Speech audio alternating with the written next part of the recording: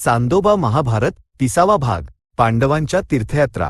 इंद्राजवळ अर्जुन असतानाच्या काळात रोमश नावाचे महर्षी त्रैलोक्यात भ्रमण करत स्वर्गात गेले आणि इंद्राच्या सिंहासनावर इंद्रासोबत बसलेल्या अर्जुनाला पाहून असीम आश्चर्याने इंद्राच्या सिंहासनावर बसण्याची पात्रता प्राप्त करण्यासाठी याने किती तपश्चर्या केली असेल असा विचार त्यांनी केला. त्यांचे आश्चर्य ओळखून इंद्राने स्मितहास्य करत म्हटले, मुनीश्वरा, हा अर्जुन साधारण मानव नाही. पूर्वजन्मी हा नर नावाचा महर्षी होता. नारायण नावाच्या महर्षींसोबत याने अनेक सहस्रवर्षे बदरिकावनात तपश्चर्या केली. नारायण ऋषी पूर्वजन्मी कपिल महामुनी होते. नर आणि नारायण हे दोघेही भूमीचा भार कमी करण्यासाठी आता अर्जुन आणि कृष्णाच्या रूपात जन्मले आहेत. पाताळात राहणारे निवातकवच देवांना अत्यंत पीडा देत आहेत. या अर्जुनाने त्यांचे निर्मूलन करायचे आहे. म्हणूनच मी याला येथे बोलावले आहे.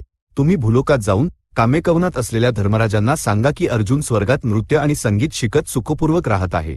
रोमश महामुनींनी इंद्राच्या कथनानुसार भूलोकाकडे प्रस्थान केले. अर्जुन स्वर्गात गेला आहे आणि त्याने दिव्यास्त्रे प्राप्त केली आहेत. ही गोष्ट व्यासांनी धृतराष्ट्रांना सांगितली. तात्काळ धृतराष्ट्रांनी संजयाला बोलावून म्हटले, ऐकलेस का संजया? अर्जुन स्वर्गात जाऊन दिव्यास्त्रे प्राप्त करून आला आहे. दुर्योधनाच्या दुर्बुद्धीमुळे कोणते मोठे संकट निर्माण झाले आहे ते पहा. हाय, प्रजेला किती संकटे भोगावी लागतील. धर्मराज आणि अर्जुन एकत्र येऊन त्रैलोक्यावर विजय मिळवू शकतात. माझ्या पुत्रांचा विनाश निश्चित झाला आहे असे म्हणून त्यांनी शोक केला. यात काहीही असत्य नाही. द्रौपदीला सभेत ओढत आणून जर सर्वार्थाने अपमानित केले तर पांडवांच्या मनात तुमच्या पुत्रांबद्दल प्रतिशोधाची भावना का निर्माण होणार नाही? संजय म्हणाला. अर्जुन परतून येईपर्यंत तीर्थयात्रा कराव्यात असे धौम्यांनी धर्मराजांना सांगितले. धर्मराज आपले भाऊ द्रौपदी आणि ब्राह्मणवृंदाला सोबत घेऊन तीर्थयात्रेला जाण्याचा विचार करत असतानाच त्यांच्याकडे रोमश आले आणि म्हणाले, मी इंद्राची सभा असलेल्या सुधर्मामध्ये गेलो होतो. सिंहासनावर तुमचा अर्जुन इंद्रासोबत बसलेला होता. मला अत्यंत आश्चर्य वाटले. अर्जुन सुखपूर्वक राहत आहे असे इंद्राने तुम्हाला सांगायला सांगितले आहे. म्हणूनच मी आलो आहे. अर्जुनाला इंद्राने अनेक दिव्यास्त्रे दिली आहेत. सध्या तो चित्रसेन नावाच्या गंधर्वाकडून नृत्य आणि संगीत शिकत आहे. इंद्राने तुम्हाला तीर्थयात्रा करण्यासाठी सांगितले आहे. मी यापूर्वी 2दा तीर्थयात्रा केल्या आहेत. आता 3ऱ्या वेळी मी तुमच्यासोबत येईन, ते म्हणाले. धर्मराजांना अत्यंत आनंद झाला. अर्जुन ज्या कार्यासाठी गेला होता ते अनुकूल झाले. ज्या तीर्थयात्रा ते करू इच्छित होते त्याच करण्याचा संदेश इंद्राने पाठवला. धर्मराजांनी तीर्थयात्रांसाठी प्रस्थान करण्यापूर्वी आपल्या सोबत असलेल्या सैन्यापैकी काहींना हस्तिनापूरला आणि काहींना द्रुपदाच्या नगरात पाठवून अस्त्रे, शस्त्रे आणि कवच धारण केलेल्या इंद्रसेन इत्यादी मोजक्याच लोकांना आपल्या जवळ ठेवले. पांडवांनी तीर्थयात्रा करत गोमती तीर्थ, कन्या तीर्थे, गोतीर्थ, बाहुदा नदीचा तट, त्रिवेणी आणि गया क्षेत्राचे दर्शन घेतले. अगस्त्यांच्या आश्रमात जाऊन तेथे अगस्त्यांची कथा ऐकली. प्राचीन काळी मणिमंत नावाच्या नगरात इल्वल आणि वातापी नावाचे 2 भाऊ राहत होते. ते ब्राह्मणांना अतिथी म्हणून बोलावून ठार मारत असत. वातापी बोकड बनत असे. इल्वल त्या बोकडाला शिजवून ब्राह्मण अतिथीला वाढत असे आणि वातापी ये असे पुकारत असे. वातापी त्या ब्राह्मणाचे पोट फाडून बाहेर येत असे. ब्राह्मण अतिथी मृत्यू पावत असे. असे असताना अगस्त्य महामुनींनी विदर्भराजाची कन्या लोपामुद्रा हिच्याशी विवाह केला आणि तिच्या इच्छेनुसार धन आणण्यासाठी ते निघाले. अगस्त्य 3 राजांकडे गेले, परंतु कोणाकडेही व्ययापेक्षा अधिक उत्पन्न नव्हते. परंतु मणिमंतमध्ये राहणाऱ्या वातापी आणि इल्वल यांच्याकडे विपुल धन असल्याचे ऐकून अगस्त्य तेथे गेले. इल्वलने आपल्या स्वभावानुसार वातापीला बोकड बनवून त्याचे मांस अगस्त्यांना वाढले.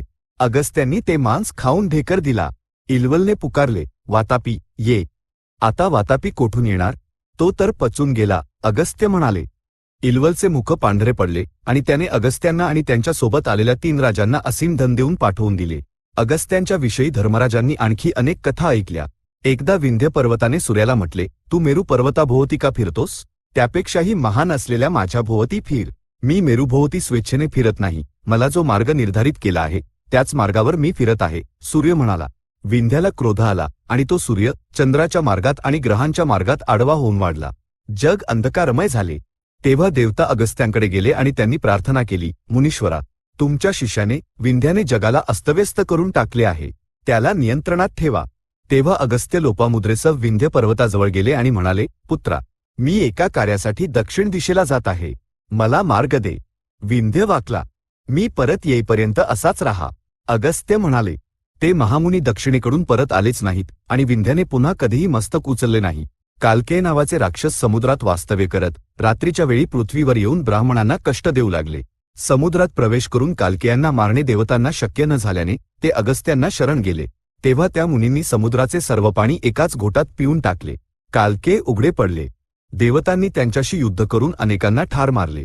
मृत्यूपासून वाचलेले कालके पाताळात पडून गेले. तेव्हा कोरडा पडलेला समुद्र भगीरथाने गंगेला पृथ्वीवर आणले तेव्हा पुन्हा जलमय झाला.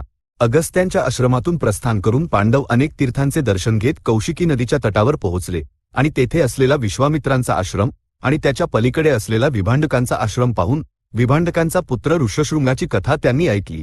अंग देशावर शासन करणारा रोमपाद दशरथाचा मित्र होता. त्याने ब्राह्मणांशी द्रोह केल्यामुळे सर्व ब्राह्मण राज्य सोडून निघून गेले. तेव्हा तेथे पर्जन्यवृष्टी न झाल्याने दुष्काळ पडला. रोमपादाने आपल्या मंत्र्यांच्या सल्ल्यानुसार गणिकांना पाठवून ऋष्यशृंगाला आकर्षित करून आपल्या देशात आणले आणि आपली कन्या शांता हिचा विवाह त्याच्याशी लावून दिला. ऋष्यशृंगाने पाऊल ठेवताच अंग देशामध्ये पूर्वीप्रमाणे पर्जन्यवृष्टी झाली. पांडव अशा प्रकारे अनेक तीर्थांचे दर्शन घेत महेंद्र पर्वताजवळ गेले.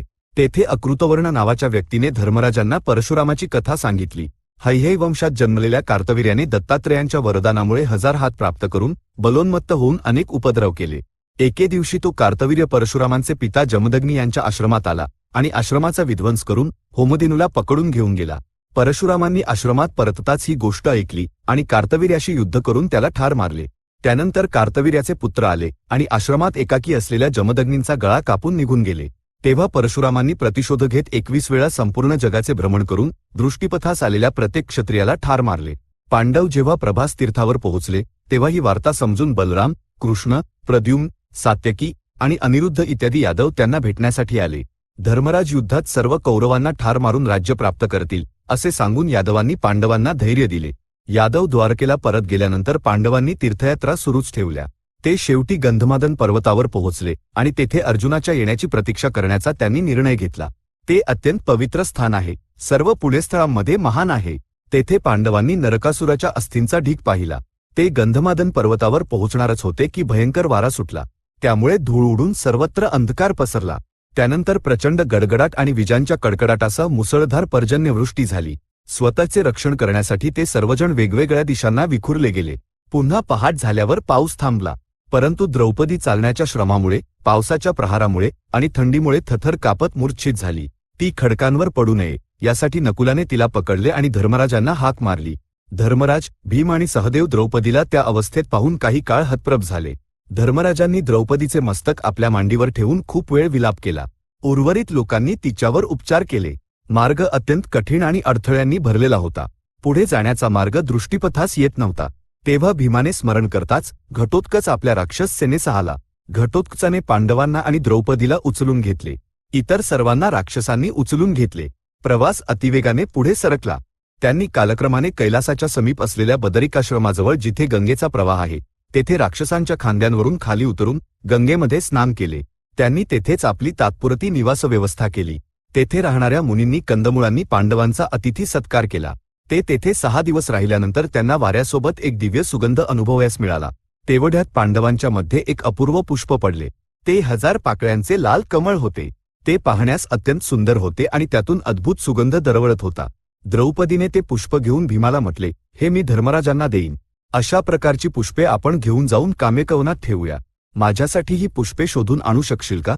भीम तिची इच्छा पूर्ण करण्याच्या उद्देशाने धनुष्य आणि बाणांचा भाता घेऊन ज्या दिशेकडून सौगंधिक पुष्प आले होते त्याच दिशेने तो निघाला. कोकिळांचे गायन, भ्रमरांचा गुंजारव आणि निर्झरांचे खळखळ नाद ऐकत, द्रौपदीचे स्मरण करत, मार्गात अडथळा बनलेल्या वृक्षांना मोडत, लतांना छिन्न भिन्न करत, मधूनमधून अरण्याला कंपित करणारे सिंहनाद करत तो खूप दूर गेला. एका ठिकाणी अनंत कदलीवन आले. त्या केळीच्या वृक्षांना बाजूला सारत भीमाने पुन्हा सिंहनाद केला. त्याला घाबरून जलपक्ष्यांचा थवा आकाशात उडाला. त्या पक्ष्यांना पाहून त्या दिशेला पाणी आहे असे मानून भीम त्या दिशेने गेला आणि एका सरोवराजवळ पोहोचला. भीमाने त्या सरोवराच्या शीतल जलात स्नान केले आणि पुन्हा कदलीवनाच्या मार्गाने निघून काही दूर जाऊन आपले दंड थोपटून आणखी एकदा सिंहनाद केला. त्याच कदलीवनात असलेल्या हनुमंताने तो सिंहनाद करणारा भीम आहे हे ओळखून भीमाला पाहण्याची संधी मिळणार म्हणून प्रसन्न होऊन भीम येणाऱ्या मार्गावर आडवे झोपून आपली शेपटी ध्वजदंडाप्रमाणे वर उचलून दिशा दुमदुमून जातील अशा प्रकारे जमिनीवर एक प्रहार केला. तो ध्वनी ऐकून भीम हनुमंत असलेल्या ठिकाणी आला. चांदोबा महाभारत 30वा भाग संपन्न. सद्य स्वस्ती.